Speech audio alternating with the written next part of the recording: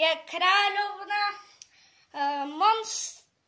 Blanket Monsterov. Ona vytvorila hniezdo, kladie vajcia a prikazuje ďalším Blanket Monsterom, čo majú robiť. Toto je vojak Blanket Monsterov.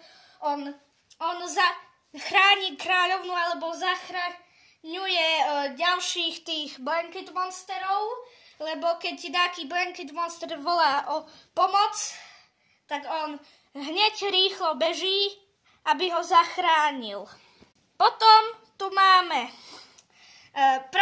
robotníka Blanket Monsterov. On hľadá jedlo a